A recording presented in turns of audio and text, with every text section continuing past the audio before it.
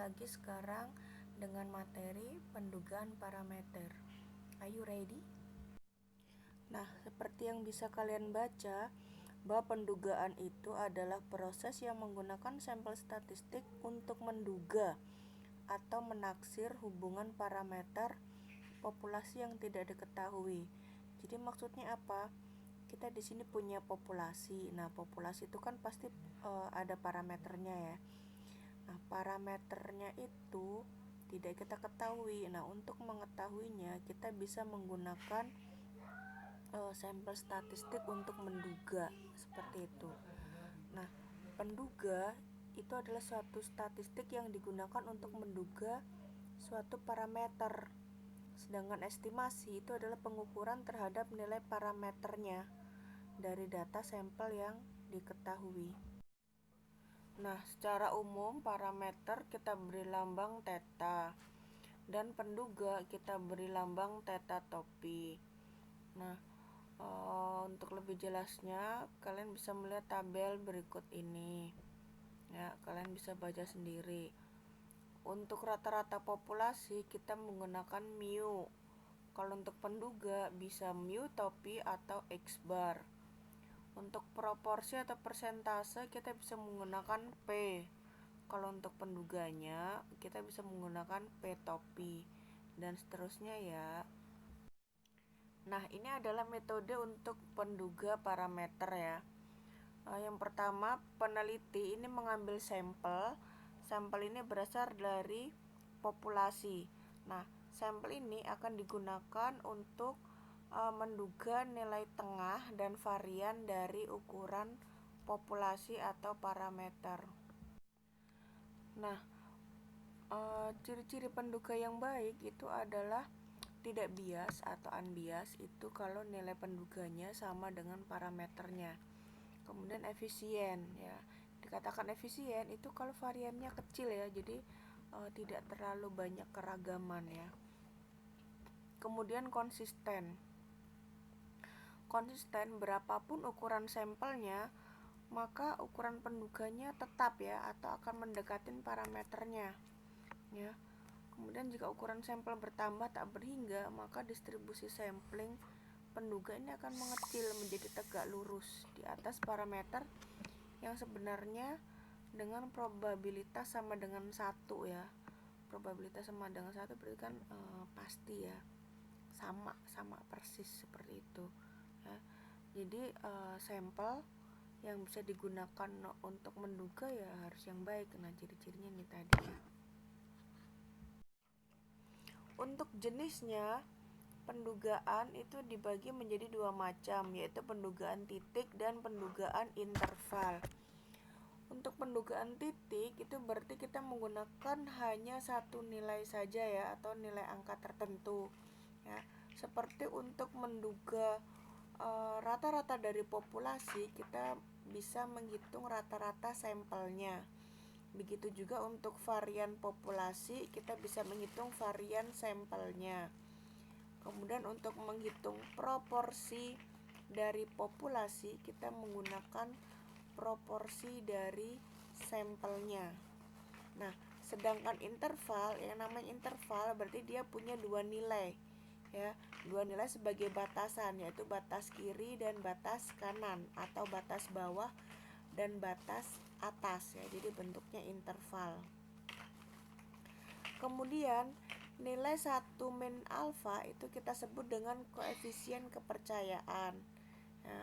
Kemudian selang kepercayaannya itu adalah 1 min alfa kali 100%. Untuk jenis-jenis pendugaan berdasarkan parameternya, kita punya pendugaan rata-rata, proporsi, dan varians. Pendugaan interval untuk rata-rata, yang pertama untuk sampel besar atau N lebih besar dari 30. Untuk populasi yang tidak terbatas atau populasi yang terbatas untuk pengambilan sampelnya yang dengan pengembalian. Kemudian sigmanya diketahui ya, atau banyaknya sampel dibagi N populasi itu kurang dan sama dengan dari 5% atau kurang dari 0,05. Maka rumusnya adalah X bar dikurangin Z alfa per 2 dikali sigma dibagi akar N kurang dari mu kurang dari X bar ditambah Z alfa per 2 kali sigma dibagi akar N. Nah, mu itu adalah parameter dari populasi yang akan kita duga. Ya, jadi mu ini berada di antara nilai X bar dikurangin sesuatu ditambah sampai X bar ditambah sesuatu. Nah, X bar itu adalah rata-rata dari sampel. Z alfa per 2 itu adalah nilai Z-nya. Ya, nilai Z-nya. Kemudian sigma itu adalah simpangan baku dari populasi. Akar N itu berarti banyaknya sampel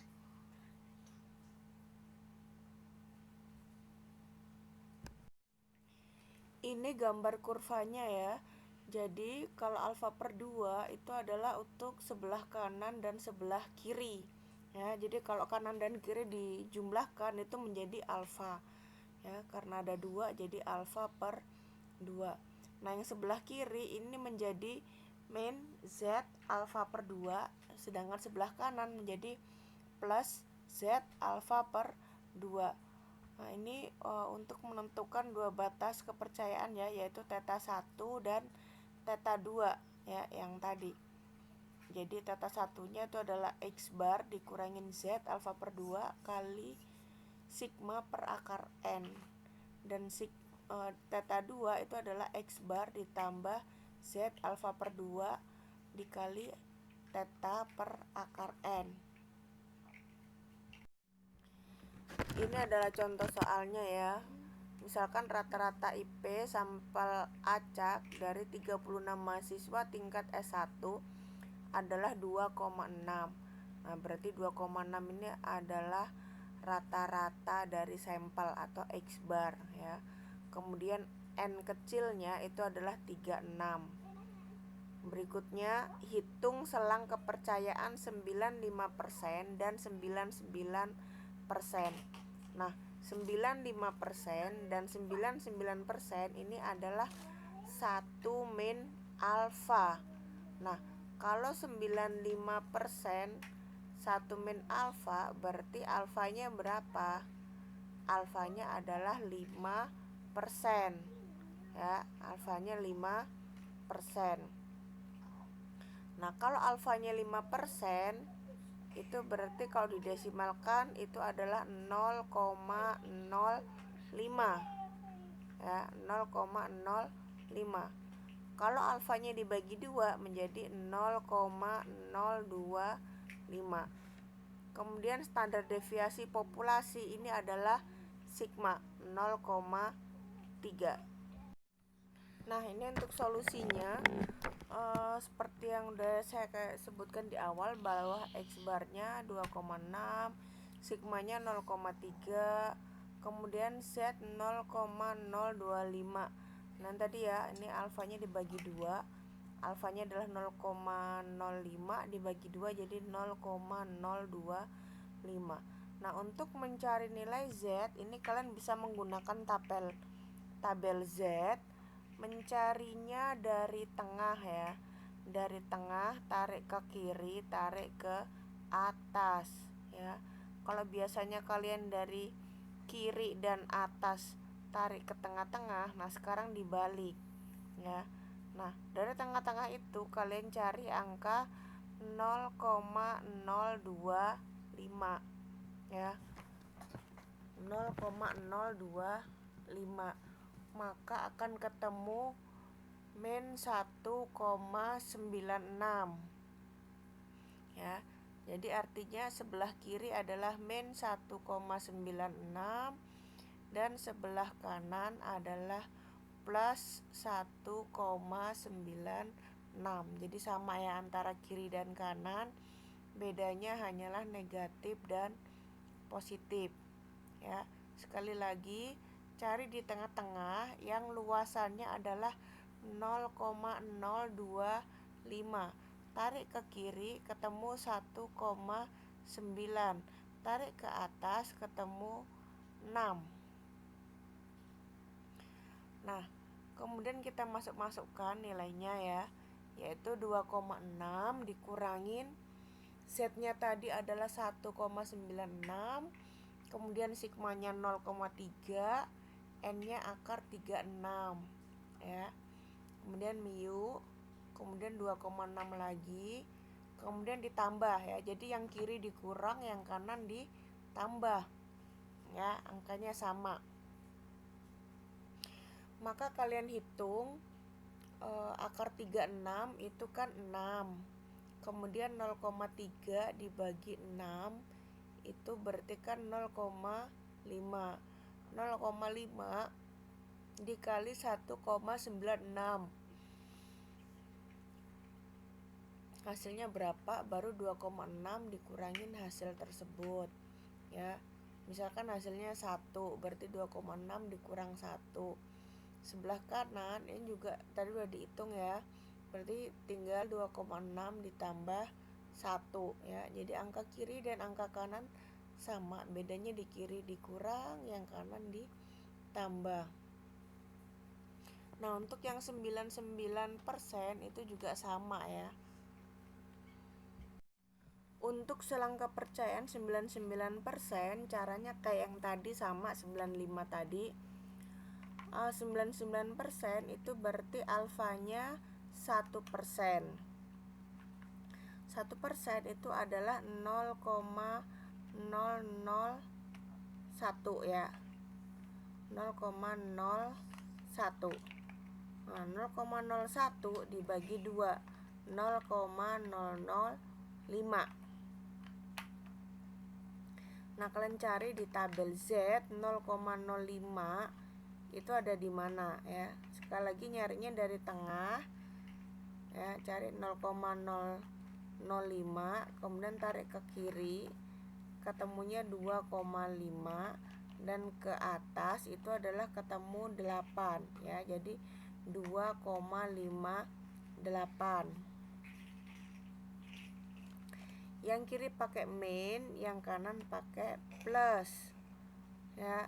Nilai yang lain sama, maka ketemunya mu antara 2,47 sampai 2,73. Nah, kalau ini adalah rumus untuk populasinya yang terbatas, kemudian pengambilan sampelnya tanpa pengembalian ya, dan sigmanya diketahui, atau N kecil per N besar lebih besar dari 5% ya. Maka pengalinya ini ditambahin akar N dikurangin N dibagi N dikurangin 1 ya. Atau banyaknya populasi dikurangin banyaknya sampel dibagi banyak populasi dikurang 1 di akar. Ini untuk sampel kecilnya atau N kurang dari 30, maka Z-nya diganti T. Kemudian untuk simpangannya diganti dengan S ya. Nah, untuk menghitung S-nya itu adalah menggunakan akar dari sigma X kuadrat dikurangin sigma X dikuadratkan ya, dibagi N-1 dan N kali N-1. Sigma X kuadrat berarti tiap-tiap X-nya dikuadratin dulu baru dijumlah. Kalau sigma X dikurung kemudian dikuadratin, berarti sigma X berarti X-nya dijumlahkan dulu semuanya baru dikuadratin. Kemudian ini contoh berikutnya, yaitu sebuah perusahaan ingin mengestimasi rata-rata waktu yang diperlukan oleh sebuah mesin yang digunakan untuk memproduksi satu jenis kain. Nah, di sini diambil secara acak 36 piece kain. Waktu rata-rata yang diperlukan untuk memproduksi satu piece kain itu adalah 15 menit. Jika diasumsikan standar deviasi populasinya adalah 3 menit, tentukan estimasi interval rata-rata dengan tingkat confidence-nya atau tingkat kepercayaannya adalah 95%.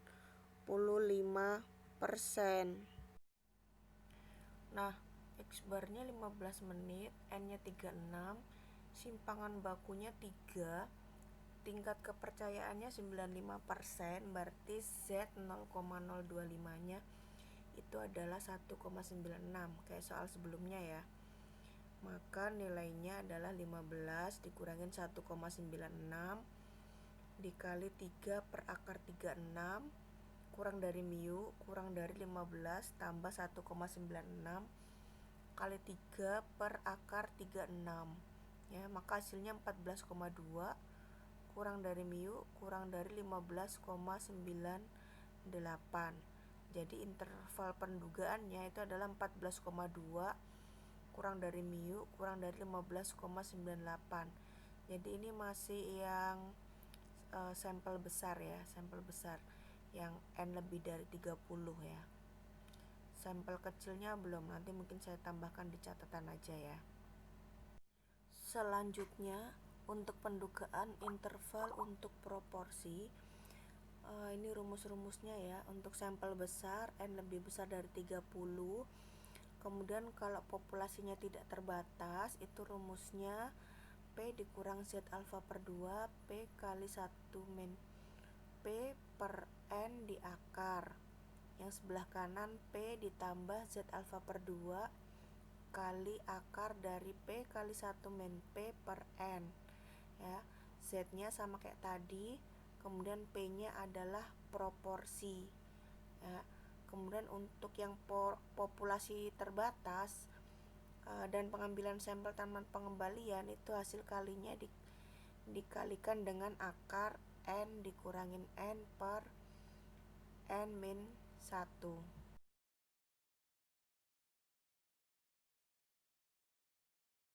Ini soal yang berikutnya. Survei terhadap 25 calon pemilih menunjukkan bahwa 80% akan memilih Bill Clinton. Buatlah dugaan sebesar 95% confidence level untuk proporsi calon yang akan memilih Bill Clinton. Jadi 80%-nya adalah proporsinya ya. Ya, ini untuk solusinya, N-nya di sini diketahui 25. Kemudian untuk nilai T tabelnya, T alfa per 2, alfanya tadi kan 5% ya, atau 0,05, berarti kalau dibagi 2 tinggal 0,025. Kemudian yang 24 ini adalah derajat kebebasan ya. Derajat kebebasan rumusnya N-1, jadi 25 dikurang 1 ya 24. Jadi kalian cari di tabel T alfanya 0,025, kemudian derajat kebebasannya 24, maka akan kalian peroleh nilai 2,0639. Untuk proporsinya X per N itu adalah 0,8. Maka untuk ininya peluang X per N dikurang T alfa per 2 dan seterusnya, ini kan tadi 0,95 ya, atau 95%. Berarti X per N-nya itu 0,8 ya, kalian masukkan angkanya. T alfa per 2-nya itu adalah 2,0639. Kemudian akar dari X per N-nya kalian masukkan 0,8. Berarti 1 dikurang 0,8 itu adalah 0,2 per N, berarti per 25 ya, kurang dari pi kurang dari 0,8 ditambah 2,0639 atau kali akar 0,8 0,2 per 25. Maka hasilnya seperti di bawah ini. Jadi dengan tingkat signifikansi 5%, proporsi calon yang akan memilih Bill Clinton ini berkisar antara 64,488% dan 96,5112%. Kemudian ini rumus-rumus yang digunakan dalam MATLAB untuk pendugaan parameter ya. Yang pertama adalah muhat, itu adalah penduga parameter rata-rata. Kemudian sigma hat itu adalah akar dari penduga tak bias varian. Muci itu adalah selang kepercayaan untuk rata-rata. Kemudian sigma C itu adalah selang kepercayaan untuk akar dari parameter tak bias varian. Kemudian ini adalah contoh hasil perhitungan dengan MATLAB ya. Ini untuk soal kasus pada ilustrasi 1 untuk selang kepercayaan yang 99%. Nah, ini kalian coba, ini kalian ketikkan di MATLAB kalian, kemudian kalian run, nanti hasilnya seperti yang terlihat di yang sebelah kanan ini ya. Oke, sampai di sini dulu materi kita untuk pendugaan parameter. Silahkan kalau masih ada kesulitan atau ada yang kurang jelas, boleh ditanyakan di grup ya. Selamat belajar. Assalamualaikum.